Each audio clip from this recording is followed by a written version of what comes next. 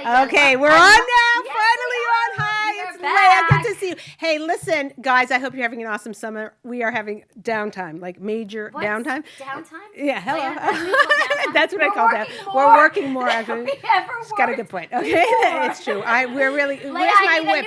We need a new prop. Yeah, no, I need someone who knows what vacation means. Vacation, that's not me. Okay, I'll have to admit that. Okay, fine. But I do need a whip because we are. I'm definitely whipping this summer. We are really cranking. We're redoing our YouTube and our Facebook and whatever. Okay, so fine.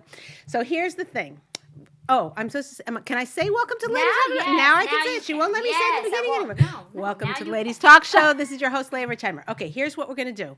I'm going to tell you a story, and then I'm going to bring it around to marriage and how it works. But this is such a gorgeous story. I heard it this week, and I'm like, oh, my gosh. So one of my neighbors, whatever. So should I say neighbor? Because if I say then they might figure out who it is. But it doesn't really matter. But anyway, okay, it's one of the neighbors in the next five miles around here, and 5 mile radius of my neighbor.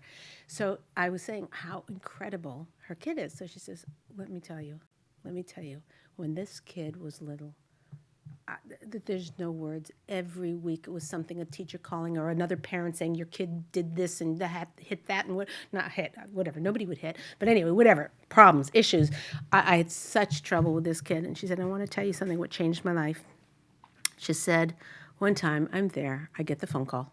I was always getting these phone calls. I had to drop everything, whatever I guess she works from home. I had to drop everything. I go in, like usual, I get my son, and I'm like walking him to the principal's office. Feel like killing him, really. This is like 7th infraction that week. So she said, we're walking in, and I see the big revered, elder statesman, Rav, walking down towards us. And I'm like, oh, great, like, where are we heading? He knows where we're heading. Who else would be in the hall at this time with their mother?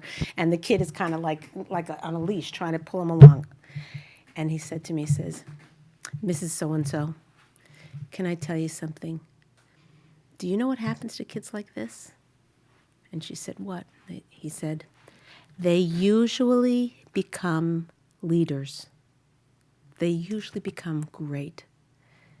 And she said, in that moment, standing in that hall, I wanted to push, I'm like this before I go into the principal's office. It meant the world to me at a time that I needed to hear it. So, gorgeous story. Is that a gorgeous story? Yeah, guys? Yeah, it's beautiful. Yeah. So, don't you want to go that man? Like I wish he was, my brother. I love. He's so encouraging. Exactly what she knew. And she was at the bottom of a pit, and he threw her down a life preserver and pulled her up. Said, don't worry, you will be okay. You'll be okay. It'll There's go. There's a light at the end of the tunnel. Light. Yeah, so beautiful. Yeah. So, I was very, very lucky this week. I got to sit with my husband and Rav Shalom Kanievsky, who's Rav Chaim from Kanievsky from Eretz Israel, his son. And I sat down with him and said, I speak to a lot of women about shalom bayis.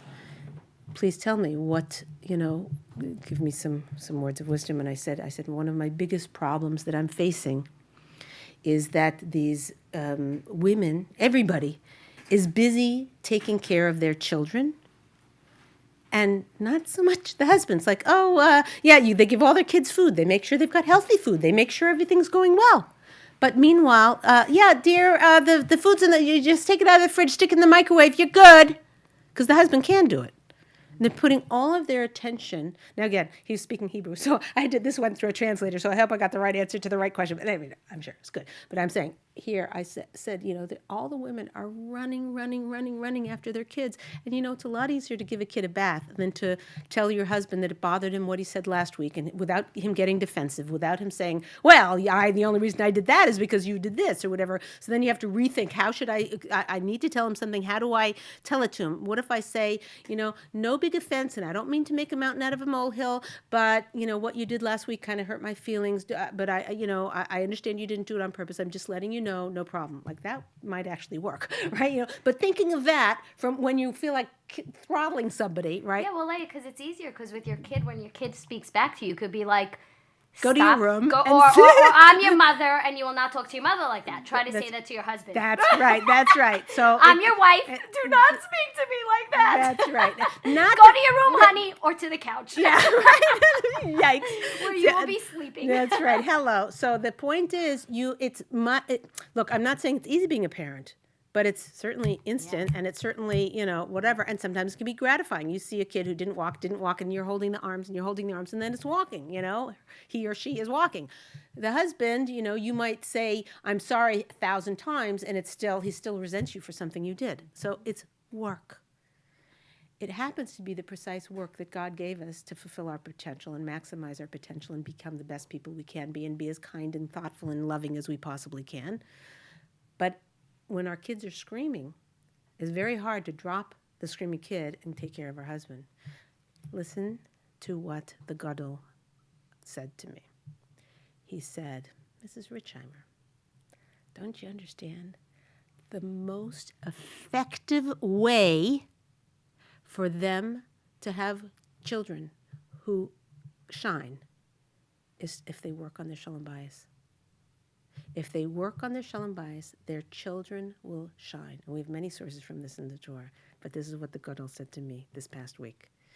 So how does that relate to the first story? I don't know. I'm trying to figure that out. No, it does. Yeah. How it Maybe really... she needed to work. Her and her husband had to work. Right. So there it is. So the issue is that when you have the manucha, when you have the peace and the serenity in your own mind that you're doing the right thing, as hard as it is with working on your marriage, no matter what it is. Listen, anybody who's listening or watching this show, likely if I say, is there anything at this moment that you're annoyed with your husband about? Probably every one of us would say, oh no, I'm fine. Hey, we're only allowed to one thing, right, okay. Because I got like 10. We all walk around with all these things that we're upset about, and we can't with us. Work on one. Think about one thing and say, is this something that's a little that I really should just let it go without talking about it? No, it's actually going to still niggle at me if I don't talk about it. Okay, how can I talk about it? Work on one thing for shalom bayis, just one little thing. Or do something else. If that's too hard, do something else. Greet him at the door. Look, if you're not greeting him at the door every day, do it. Not say, okay, from now on, I'm going to greet him at the door. It's hard greeting him at the door. You got a million other things flying. I'm going to do it once a week. On Mondays, I'm going to greet him at the door, whatever it is. Work on one thing for shalom bayis. As the Gadol said, your children will shine, your husband will shine, and guess what? We'll all shine, especially you. Yeah, exactly. Shiny summer. Okay, shiny summer. Thank you so much. As you know, we've got the summer we're doing. It's what is it called? Binge watch summer. Yes. So watching the old shows. We're just going to try and keep you apprised of our thing. We worked on YouTube today. Don't go to YouTube yet until maybe another week or two. It's give really us a a week. mess. It's gonna be amazing. Yeah, so we're working on that. We're working on our Instagram. We're working on our iTunes. All of the stuff that it's too hard to juggle and produce the show every week. So you watch the reruns, binge watch, get strengthened, and have a great, great summer. And we hope to see you next week. Be well.